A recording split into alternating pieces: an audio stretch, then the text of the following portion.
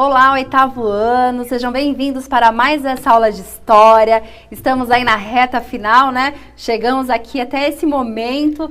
Quem chegou até aqui é um grande vitorioso, todos nós somos. Professores, muito bem-vindos, sejam muito bem-vindos ao chat, a essa aula. Nós estamos no contexto ali do século XIX, dos discursos civilizatórios, e hoje nós vamos falar de um tema tão importante que nós temos a Lei 10.639, que fala sobre a importância de mencionar a cultura indígena nas escolas, nas aulas de história, mas às vezes esse tema acaba fugindo, e hoje nós teremos uma aula para falar sobre esse tema, uma aula muito bonita. E tenho aqui uma presença incrível, uma presença maravilhosa, tão bonita quanto esse tema, que é da nossa professora de Sociologia dos anos finais, não, do ensino médio, professora Jennifer.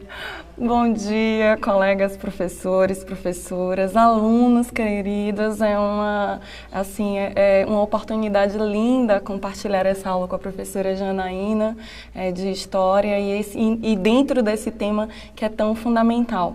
Agora eu vou falar para vocês a habilidade e também o objetivo dessa aula. Então, a habilidade da aula é identificar e analisar as políticas oficiais com relação ao indígena durante o Império.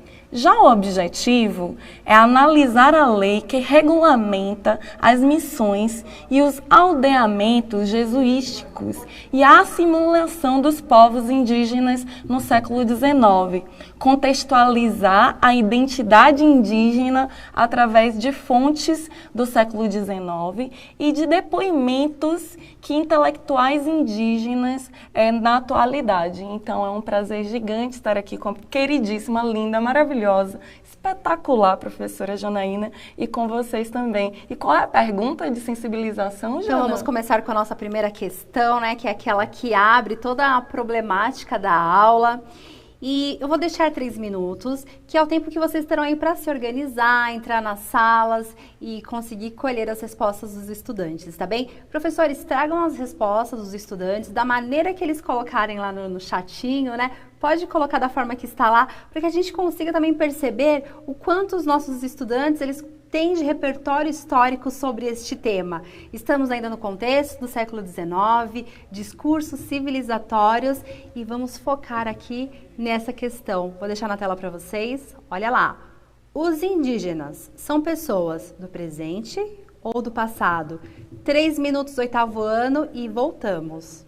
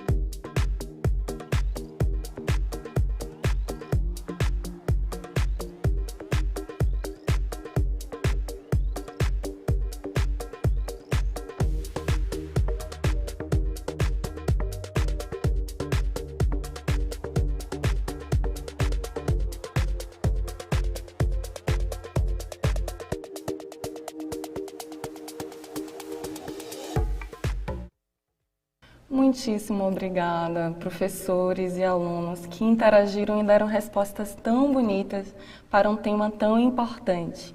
A maioria de vocês, né, responderam que sim, existe a presença indígena no presente e no passado. E a professora Ivan, o professor Ivan, ele falou que os seus alunos responderam: os indígenas são pessoas do presente que apresentam uma história anterior à colonização. Essa resposta está maravilhosa, os alunos aí do professor Ivan. E a professora Maria, ela falou que a presença dos indígenas existe nessas duas temporalidades, né?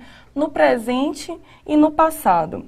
Que no presente existe essa relação, né, com a permanência, e que no passado os indígenas possuem a sua presença na ancestralidade. Bonito isso, que lindo! Né? Excelentes respostas do chat do oitavo ano, você vai acompanhar. É sempre muito enriquecedor, eles trazem sempre respostas muito bonitas, muito bem contextualizadas. Obrigada, professores, obrigada, alunos.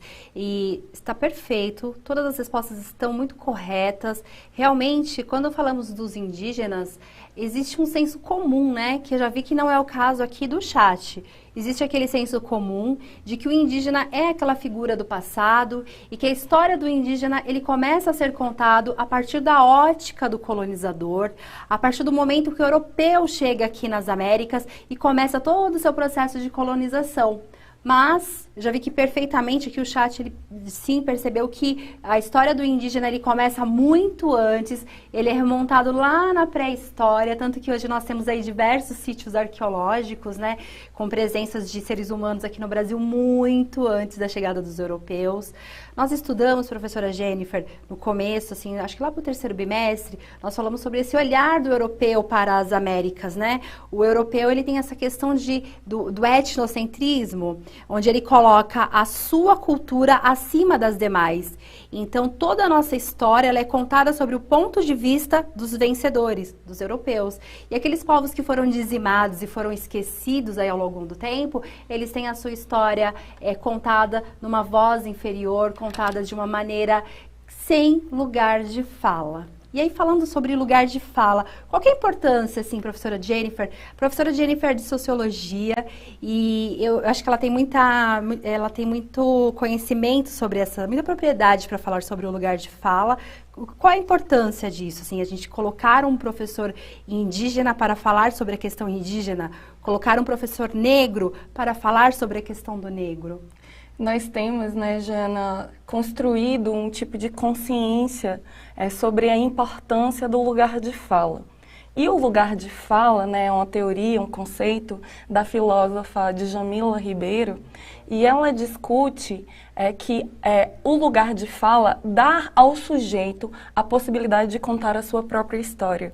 E isso não significa que outras pessoas que não fazem parte daquele grupo não possam discutir as temáticas, pesquisar e refletir, mas a importância do lugar de fala para o indígena, e nós fazemos isso com intelectuais indígenas importantíssimos, e nas aulas de história sobre as temáticas, né, dos povos indígenas e dos povos e etnias africanas também, tomarmos uma consciência de que precisamos conhecer a fundo o quanto que os sujeitos se percebem para que essa construção identitária ela não perca fundamentos dos grupos, né? Então, nós durante muito tempo falamos sobre índio, né, Jana? Então, a categoria índio, por muito tempo, foi criada e generalizou toda uma diversidade, né?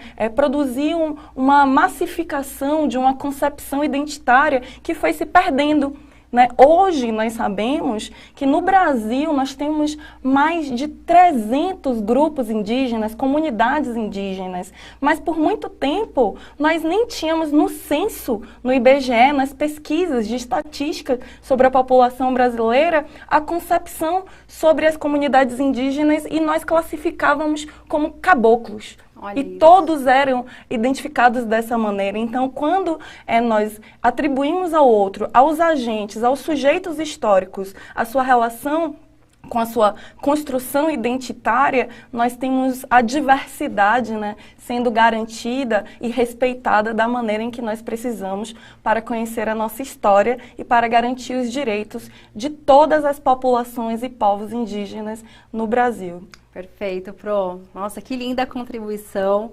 E quando falamos de militância, tanto a militância da questão dos indígenas quanto dos escravizados, ou a militância dos grupos afro. É tão importante falar da militância, mas desse ponto de vista de quem realmente passa, né, do lugar de fala. Então, nós trouxemos aqui um vídeo para vocês, alguns militantes, escritores, filósofos que são indígenas, que são de comunidades de indígenas, e eles vão falar um pouco aí sobre essa questão. Então, o lugar de fala é de vocês agora.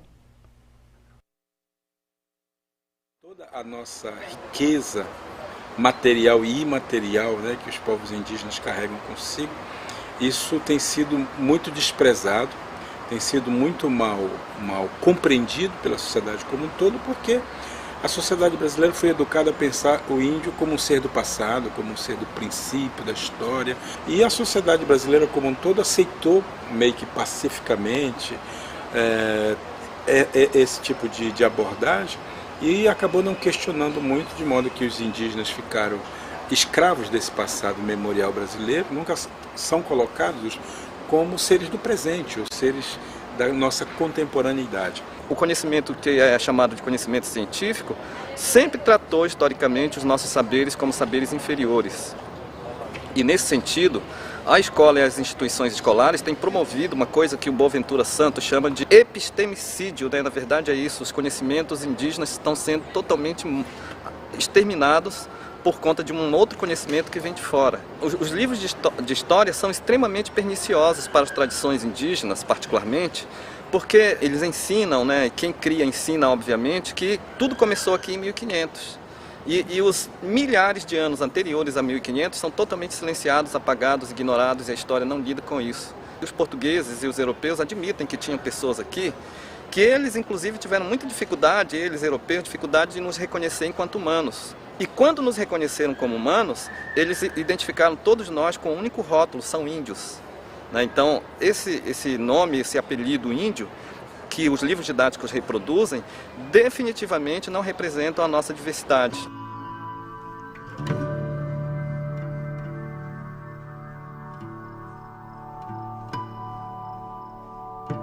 À medida que o diálogo, o debate não acontece, logicamente que as pessoas ficam ignorantes em relação a essa temática indígena, e o resultado disso é que os preconceitos, as discriminações, né, e tudo que foi feito historicamente vai sendo reproduzido. Crianças, os jovens, os adultos continuam, né, achando que o lugar do índio não é na cidade, definitivamente. Índio não pode usar celular, índio não pode usar roupa. Eu acho uma contradição muito grande. Esses preconceitos, eles são reproduzidos, e no final das contas a gente chega a uma situação de um país que definitivamente não é o país da democracia racial, é o país do racismo cordial. Perfeito. País do racismo cordial. E é exatamente por isso que o 8º ano ele tem essa habilidade no currículo, habilidade incrível que trata essa temática. Vamos discutir, né? Vamos descolonizar o nosso currículo, vamos descolonizar a história do Brasil. Então, assim, a nossa história ela começa muito antes da chegada dos europeus. A nossa base étnico-racial é, primeiro, indígena, europeu e depois os africanos. Essa é a nossa base, é aí que tudo começa. Vou colocar para vocês, então, uma imagem, já que estamos falando aí do lugar do indígena na nossa contemporaneidade, vou colocar essa imagem que é um índios em um laboratório observando plasmódios de malária ao microscópio. Eu trouxe essa imagem mesmo para que a gente possa refletir sobre esse lugar do indígena no presente, no futuro, na tecnologia e nas soluções. Então, é uma imagem que eu achei bastante significativa para esse tema que nós estamos abordando. E aí, vou colocar para vocês na tela agora a situação de aprendizagem número 1, onde nós temos no caderno do aluno do 8º ano, volume 4, página 196, uma breve contextualização aí do século XIX e os discursos civilizatórios. Lembrando que esses discursos, hoje nós estamos focando nos indígenas, mas teremos uma aula que vamos focar também em outras questões, os africanos, os escravizados aqui no Brasil neste período. Então, vamos fazer uma leitura compartilhada. Eu leio aqui, vocês me acompanhem, está bem? Vou colocar na tela novamente. Olha lá, 8º ano. Somos diariamente cercados por imagens produzidas por nós e pelos outros de caráter informativo e muito fáceis de serem identificadas ou reconhecidas. Cada imagem possui uma representação a qual interpretamos a partir de nossas referências culturais ou da influência de nossas visões sobre determinados aspectos econômicos e fatos históricos. Este texto está presente no material dos estudantes. É importante a gente pensar que algumas imagens ao longo da história, algumas obras de artes, elas foram feitas sobre o ponto de vista do europeu. É isso que nós estamos falando desde o começo aqui da aula. O europeu, ele criou a história, ele criou todo esse imaginário baseado na cultura europeia, em detrimento de todo o conhecimento milenar dos indígenas. Inclusive, nós temos uma aula do 6º ano, onde falamos aí de técnicas e saberes indígenas. Quem tiver interesse, pode pesquisar lá no nosso repositório. E, passando um pouquinho mais à frente, eu trouxe esse documento que é do IBGE, dá uma olhadinha. Olha lá, pessoal, é um documento do IBGE e no quadro vocês vão acompanhar aí, a partir do século XVI, as principais medidas de proteção aos índios, proteção, né, daquele jeito, né, proteção aos índios, e no século XX, a evolução do processo de conquistas de direitos. Assim, eu não vou ler todo esse documento, porque nós estamos focando aqui no século XIX e nós vamos aqui para o ano de 1845, que é onde a nossa habilidade está focada. É aprovado o Regulamento das Missões. Renova o objetivo do diretório e visava, portanto, a completa assimilação dos índios. Então, agora nós estávamos aqui na atualidade, no momento contemporâneo, porque a história faz isso, a gente contextualiza o passado, presente, né? E até, às vezes, dá até um pouquinho de palpite no futuro, né, professora? É verdade, Jana. A gente até tenta fazer isso. E agora nós, então, vamos pensar aqui, vamos voltar lá para o século XIX e pensar quais foram as políticas no século XIX sobre a questão dos indígenas. O que foi feito pelo Império para os indígenas? Que lei foi aprovada para assegurar alguns direitos ou cuidar dos indígenas? Vamos ver aqui. Vou deixar na tela para vocês. E aí eu peço que vocês vão comentando no chat. A professora pode trazer também, tá, Pro? Algum comentário. Então, vamos fazer uma análise de fonte iconográfica. Eu vou pedir que vocês descrevam a cena abaixo. Me tragam aí personagem, cenário e ações. Observem todos os elementos dessa imagem e me tragam aqui. Descreva o que está acontecendo nesta cena. Vou dar 2 minutos.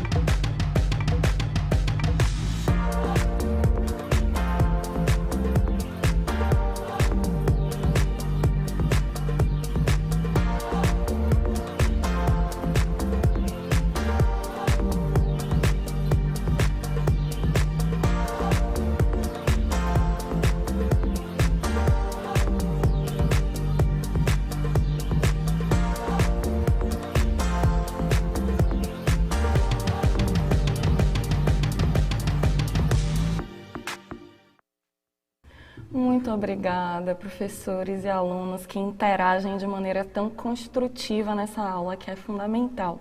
Então, o que vocês colocaram é que vocês percebem que está acontecendo um processo de catequização. E a professora Liliana, ela falou assim, existe um padre com indígenas reunidos na missão, muitos já descaracterizados, usando a roupa e trabalhando na agricultura de subsistência. Já o professor Ivan, ele falou, aparecem indígenas, um padre ao centro e um cenário de uma possível floresta. Possivelmente o padre está catequizando a população indígena. Perfeitos.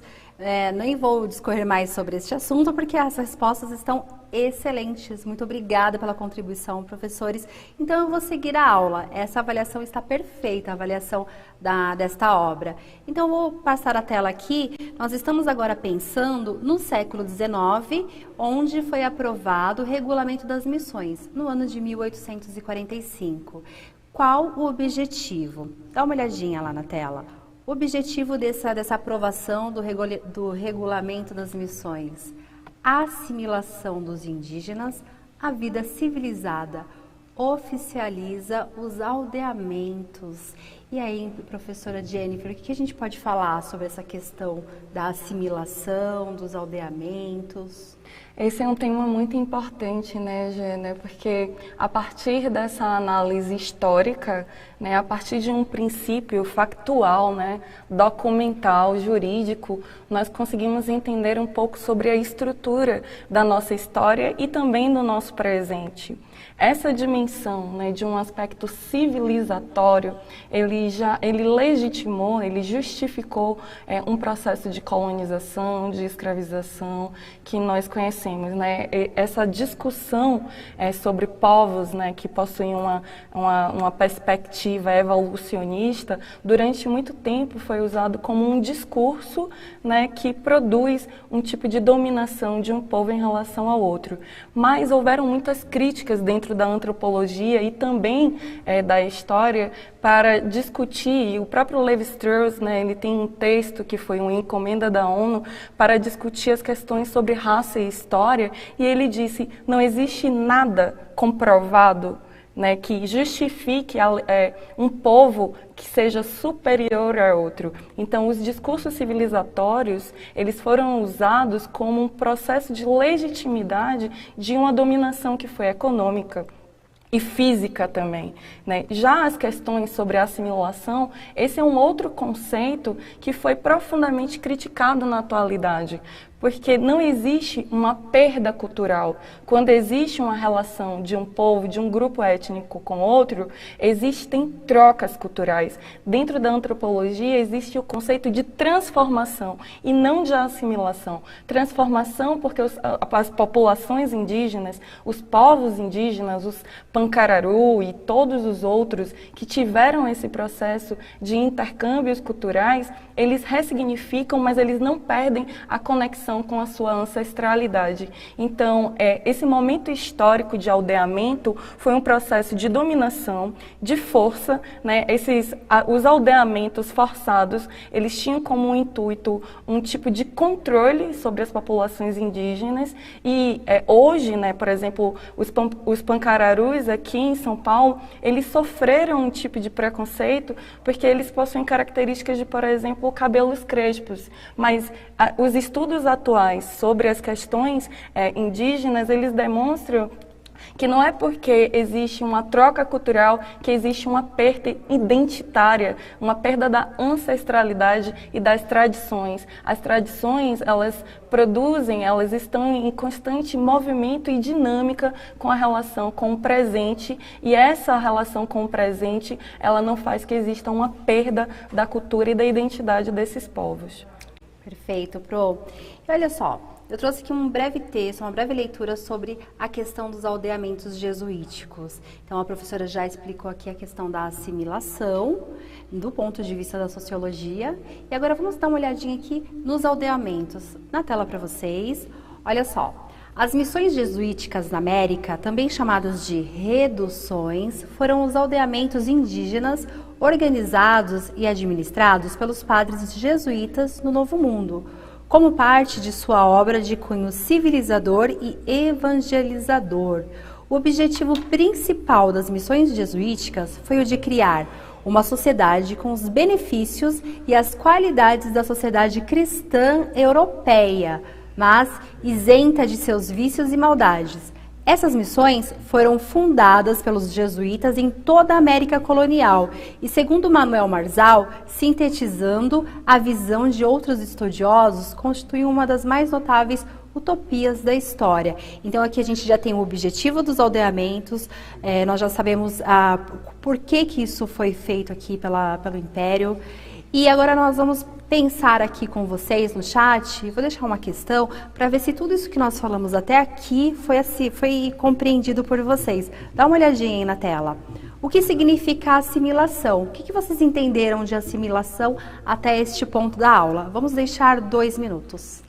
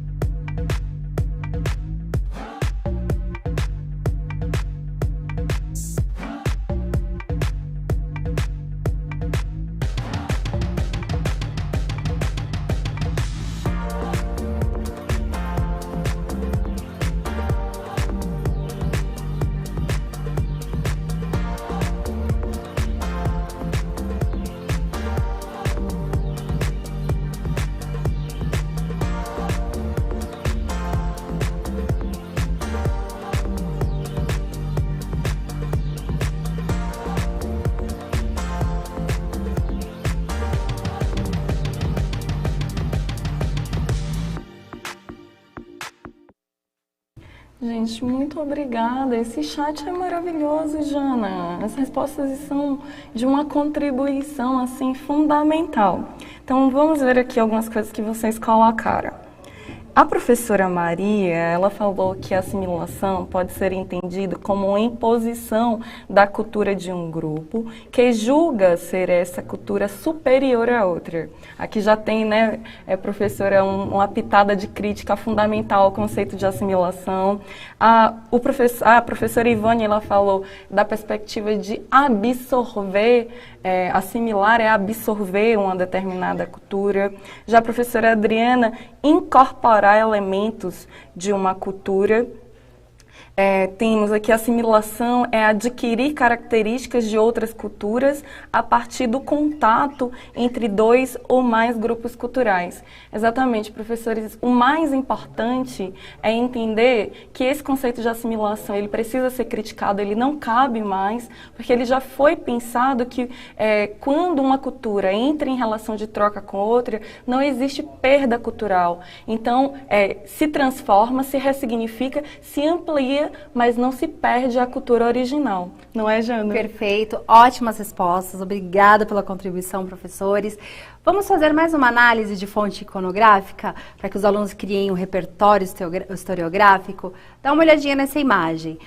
A primeira missa no Brasil, de Vitor Meirelles, 1860, Museu Nacional de Belas Artes, é uma imagem romântica, mostrando uma integração pacífica Durante o século XIX, o romantismo tornou o índio um personagem heróico, virtuoso. Então vocês analisem, observem essa imagem. Vocês estão vendo aqui, tem uma integração, né, professor? Está todo mundo muito integrado ali com a cena que está acontecendo. Nós temos ali, na cena central, ali, o personagem principal ali é a Igreja Católica, tem um jesuíta, e ali nós temos uma imagem muito romantizada. Mas, olha aqui a foto da realidade. Aí eu montei assim para vocês, ó, idealização de um lado e realidade do outro. Idealização é como, eu até vou deixar, enquanto eu vou falando, eu vou deixar essa imagem para vocês. A idealização é isso que nós falamos desde o começo, que os filósofos indígenas falaram também aqui na aula. É como a história contou ao longo de todo esse tempo essa questão da assimilação indígena, dos aldeamentos, e abaixo, na cena abaixo, a realidade dos indígenas escravizados que eram presos a correntes para não fugir. Então, de um lado, uma imagem idealizada e do outro, a realidade. Então, é importante que a gente tenha esses dois pontos de vista para que nós possamos fazer uma história crítica, onde nós vamos descolonizar aí o nosso currículo, onde nós vamos descolonizar todas as nossas falas, né? A história, ela precisa ser contada a partir do ponto de vista do indígena e também com fontes que nós possamos comparar, porque se o aluno, ele se depara apenas com aquela imagem romantizada, ele vai criar um repertório historiográfico acreditando que aquilo era um fato, aquilo é de fato e não tem outra versão. Mas quando a gente compara, né, duas imagens, duas fontes, aí o aluno começa a criar o seu próprio repertório. E eu trouxe uma dica, a professora Jennifer, já que a gente está gostando tanto desse tema, né? Muito. Eu falaria que acho que umas 2 aulas, assim, que tema incrível, né? Que delícia, né? E os professores participando, tá muito legal. E fazer aula interdisciplinar parece que dá um gás, assim, né? Dá outros olhares, é muito, muito bom isso. Eu trouxe para vocês um vídeo para que vocês, dicas para não cometer gafes. Eu vou colocar o vídeo e depois a gente conversa.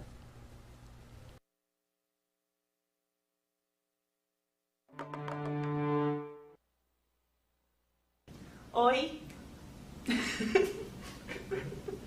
eu sou a Rayane, eu sou do povo Baré do Amazonas e atualmente eu sou estagiária aqui no Fundo de População das Nações Unidas. Meu nome é Fetial Itapuegajara Veríssimo, eu sou do Santuário dos Pajés, que fica em Brasília. Eu queria te perguntar, o que você acha do que é ser indígena, né, hoje na nossa atualidade? Todo mundo acha que tem aquele estereotipo todo do indígena, que tá dentro do mato, que não sabe, nunca viu nada, algo do tipo. E a gente tá aqui, né, pra provar que não é isso, que a gente tá aqui. A gente escuta muito, né, porque eu já escutei muito também. Ah, você é um indígena. Ah, não, você é um índio. O termo certo não é isso, o termo certo pode ser nativos originários, indígenas. Aí o povo, então, qual é a sua tribo? Eu falei, não é tribo, é etnia, por favor. Como é que tá na sociedade? Aí eu, gente, como assim? Quer dizer que eu saí da minha comunidade, lá não tem sociedade. Vocês andam sem roupa, ainda tem muita se você anda sem roupa. Ou então, por exemplo, você fala outra língua, então fala bom dia, fala te amo. Eu fico, não vou falar isso pra você. O ser indígena hoje, a gente passa por um processo de reafirmação identitária todos os dias, né? Porque nos espaços que nós estamos, se a gente não tiver o cabelo liso, se a gente não tiver os olhos puxados, se a gente não falar a língua materna, você não é indígena. Você usa um celular, você não é indígena. Você está na universidade, você não é indígena. Né? Então, assim, como a sociedade ainda é carregada de tanto preconceito em relação, né, à própria identidade dos povos indígenas, né? A nossa cultura, né, o nosso modo de se organizar, o nosso modo de viver e o nosso bem viver, né? Quanto juventude indígena, né, a gente sempre deixa um recado de falar que a juventude indígena ela não é o amanhã. A juventude indígena ela é o hoje. Sim. O amanhã a gente está construindo para os nossos filhos, para os nossos sobrinhos, para os nossos, né, para aqueles que ainda virão.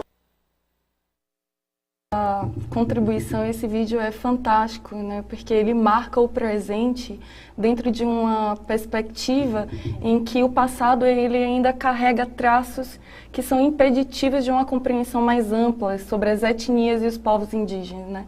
Hoje nós temos, a partir das informações do IBGE, mais de 900 mil indígenas no Brasil, com mais de 270 línguas, né? E aí, esses jovens, eles apresentam, né, essa dimensão da importância da dimensão identitária desses grupos.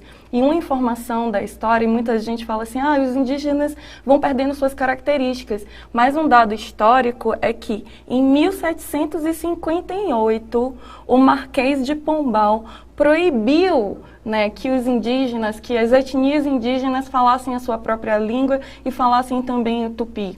Hoje, nós temos mais de 270 línguas das etnias indígenas, mas no passado, esses povos, essas populações foram proibidas, e isso pode ser entendido como esse processo de massificação das populações indígenas, não é, Jana? Perfeito. Eu vou colocar para vocês algumas imagens para a gente poder encerrar aqui a nossa aula, que está muito legal. Estou gostando muito da participação da professora Jennifer e do chat também. Olha lá, pessoal. Bom, temos aqui essa primeira imagem, observem, né? Então, nós temos aqui a infanta Carlota Joaquina. E percebam aqui como ela domina a natureza, né? Porque esse pássaro está na mão dela. Ele nem saiu voando, horas e horas pintando. Então, aqui a gente vê o homem branco dominando a natureza de uma forma, né, muito maestral, assim, né? Porque, gente, foram horas pintando e o passarinho ali na mão da infanta. Na próxima imagem, dá uma olhadinha, nós temos aqui uma índia, é uma pintura de Alberto Eckholt, ele está retratando uma índia tupi, aí mais uma vez características, né, europeias nessa imagem.